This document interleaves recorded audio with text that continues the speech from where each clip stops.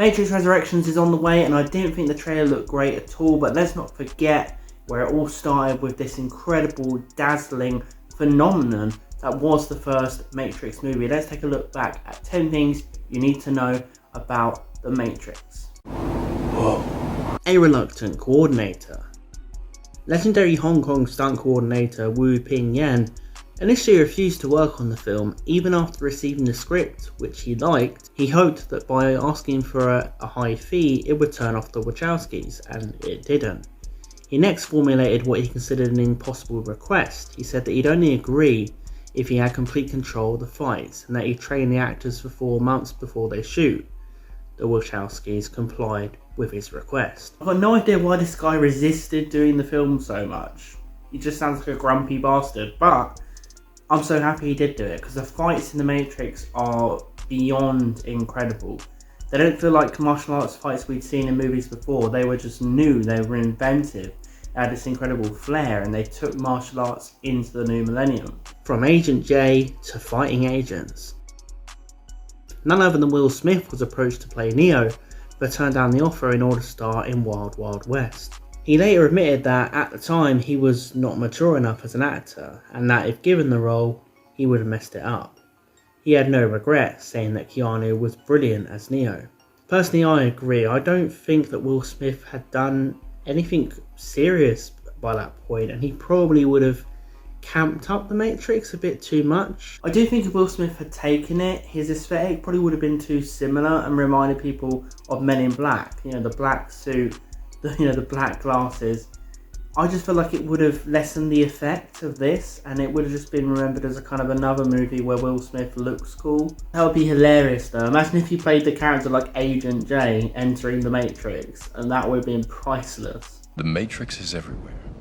It is all around us. Even now, in this very room.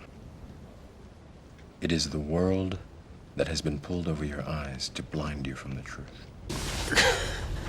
Your boy Captain America over here. He has no clue why we're here. A truly bold vision. The Wachowskis harboured their vision for 5.5 years, working through 14 drafts of the screenplay. Although most studio executives who read the script loved their ideas, they had extreme difficulty imagining how this would translate onto the screen. The Wachowskis end up hiring leading illustrators Steven Scroce and Jeffrey Darrow, who created over 600 storyboards for the movie. Executives were reportedly sold immediately after seeing the bold vision on display, and decided to greenlight the film.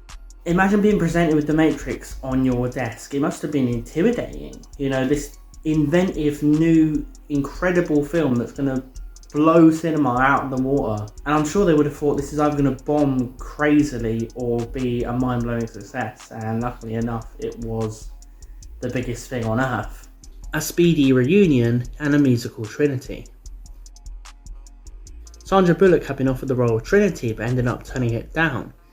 She regretted her decision because had she been cast, she would have been reunited with Keanu Reeves, with whom she previously starred with in Speed. Imagine The Matrix with Sandra Bullock and Keanu Reeves as the main stars. Their characters from Speed just went into an existential crisis, lost their minds, both of them, and ended up discovering The Matrix. Born into a prison that you cannot smell or taste or touch. You alright?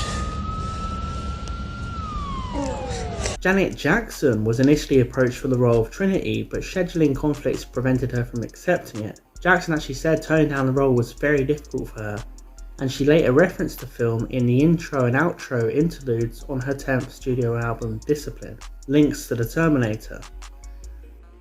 The film bears a couple of huge similarities to the Terminator films.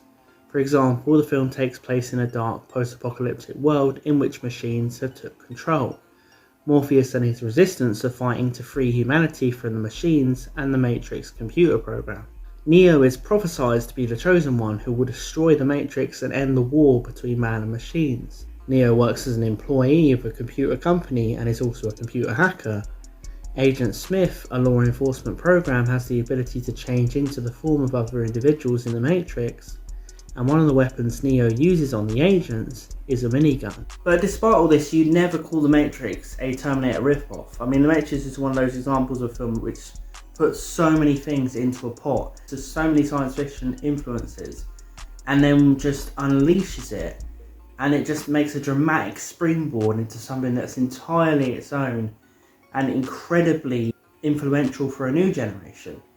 You know, I really wish that filmmakers were able to do this, you know, kind of be original, but also take things and inspiration, you know, lots of it as well, but not kind of make the whole thing that you come out with at the end the same. I know exactly what you mean. Bullet time defines an era. The Matrix is known for promoting a visual effect known as bullet time, which permits a shot to progress in slow motion while the camera appears to move through the scene at regular speed. The Wachowskis originally imagined an action sequence that slowed time while the camera pivoted rapidly around the subjects, and proposed the effect in their screenplay for the film. When John Gita read the script, he pleaded with an effects producer at Mass Illusion to let him work on the project, and created a prototype that led to him becoming the film's visual effects supervisor. This technology was so revolutionary that by the middle of 2002, over 20 movies had used the style or spoofed it, two of the most prominent being Underworld and, of course, Scary Movie.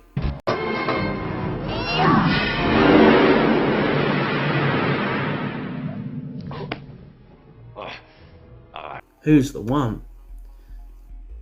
According to Don Davis, who composed the score to The Matrix, Johnny Depp was the Wachowskis' first choice for Neo, but Warner Brothers wanted Brad Pitt or Val Kilmer. After Kilmer and Pitt declined the part, the race for Neo eventually came down to Johnny Depp and Keanu Reeves. Keanu was always really pumped about the project, and his passion for the concept really helped with his eventual casting. Filmmakers loved The Matrix.